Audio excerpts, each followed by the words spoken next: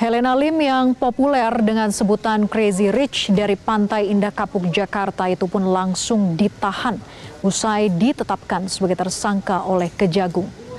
Direktur Penyidikan Jaksa Agung Muda Bidang Tindak Pidana Khusus Kejagung, Kuntadi, menyebut berdasarkan alat bukti yang telah ditemukan dan setelah dilakukan pemeriksaan secara intensif, penyidik menyimpulkan telah cukup alat bukti untuk menetapkan yang bersangkutan sebagai tersangka.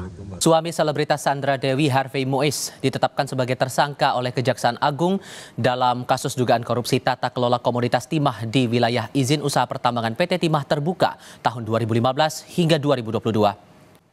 Tersangka Harvey Muiz berperan mengakomodasi pertambangan liar PT Timah Terbuka. Kau larang anggota DPR, baru kau juga masogok pilkada nu terima jiwane piro. Cilaka.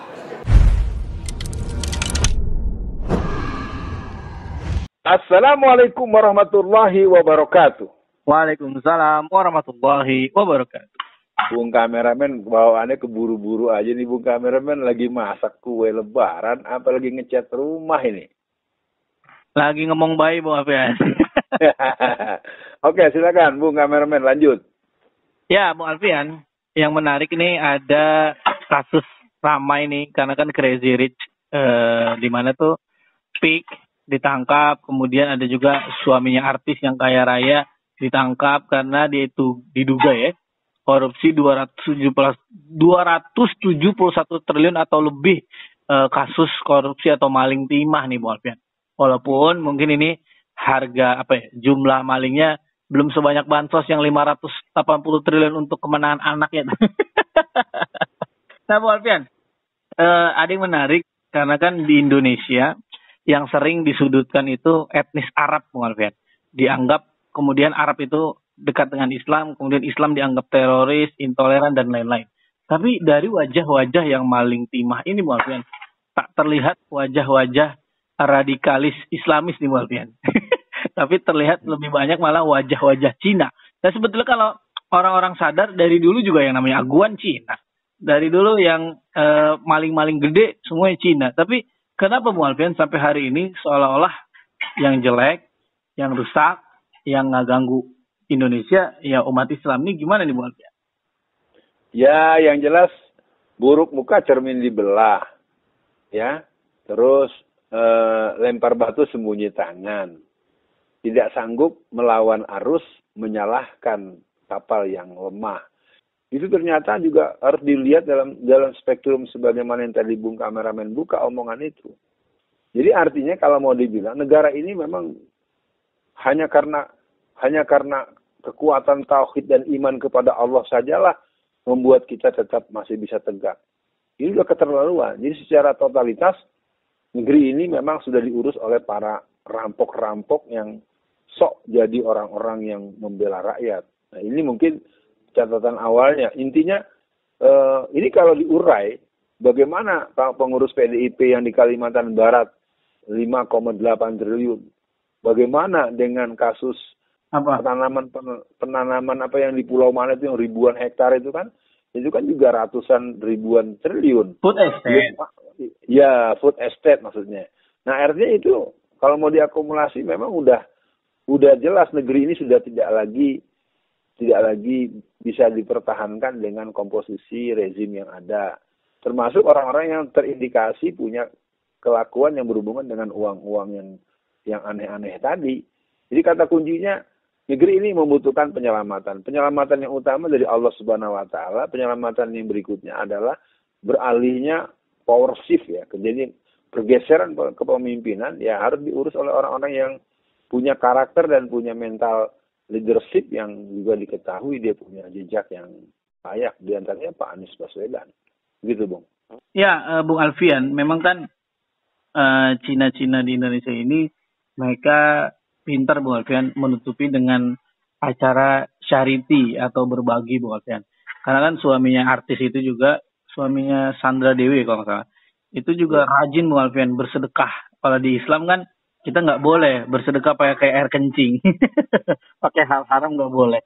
Nah jadi mungkin Bu Alfian, untuk pesan, untuk akhir sesi lah ya, pesan untuk masyarakat bahwa radikal, maling, apa, itu nggak bisa dilihat dari penampilan, tidak bisa dilihat dari agama, dan mungkin apa pesan Bung Alfian agar umat Islam juga jangan minder, ikut nyalah-nyalahin, lah Islam nih teroris lah, Islam ini begini nih. Padahal buktinya yang sering bikin masalah di Indonesia itu Cina. Yang menista agama, Ahok, Cina. Yang merusak alam, banyakan Cina. Yang macam-macam lah ya kira-kira. Nah, jadi mungkin untuk akhir sesi kali ini, apa pesan Bung Alfian dan semangat agar umat Islam itu pede dengan keislamannya dan ya tidak takutlah hanya karena dibilang radikal dan lain-lain. Silakan Bung Alfian. Yang pertama, ayo Bung, rebut kembali. Indonesia kita memang dilahirkan oleh para ulama dan santri. Orang yang mengabaikan perjuangan para ulama dan santri, dia orang yang tidak memahami sejarah. Ini poin. Nah, yang lain-lainnya memang upaya untuk menstigmatisasi kepada orang-orang Islam, orang-orang Cina. Ini adalah permainan dari sistem media yang mereka punya. Negeri ini dirusak oleh orang-orang kafir, oleh orang-orang Cina. Cina peranakan, Cina perantauan, Cina gabungan. Kita ingat Edi Tansil, 1,3 triliun. Ya, sekarang dia bisa bolak-balik aja ngurusin urusan bisnis dia yang sekarang. Kalau kita deret itu total, untuk seluruh orang-orang Cina yang korupsi itu, mereka jumlahnya juga mungkin hampir menembus angka 1.000 triliun. Ya kan, ingat kasus BLBI, ingat kasus Bank Senturi, ingat itu semuanya masih nanti disambungkan, ketemu itu. 1-2 orang-orang yang paling banyak mengambil, paling banyak mendapatkan keuntungan tanda kutip dari proses kejahatan keuangan itu ya orang Cina. Makanya saya dulu berceramah membahas bahaya penjajahan Cina. Ini memang negara kita ini punya musuh ya diantaranya orang Cina. Orang Cina yang tidak berwawasan kebangsaan. Kalaupun ada yang atu uwa. Jadi yang jelas Cina adalah musuh untuk kedaulatan Indonesia, terutama pemerintahan Cina yang memang punya keinginan untuk membuat kita kolaps dari segi keuangan dan penataan negara. Nah, kembali kepada persoalan tadi, bahwa negeri ini sedang dalam keadaan yang sakit parah.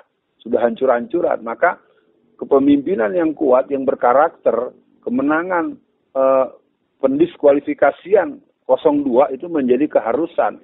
Pemakzulan Jokowi itu menjadi hukumnya wajib ain. Dan artinya untuk ke depan, kita tetap harus meluaskan virus positif bahwa negara kita negara yang diisi oleh manusia-manusia patriotik, yang sayang pada rakyatnya, yang menginginkan kedaulatan negara kesatuan Republik Indonesia tanpa IKN. Hentikan IKN dan tidak ada IKN dalam alam pikir dan alam bawah sadar orang yang cinta kedaulatan NKRI. Assalamualaikum warahmatullahi wabarakatuh.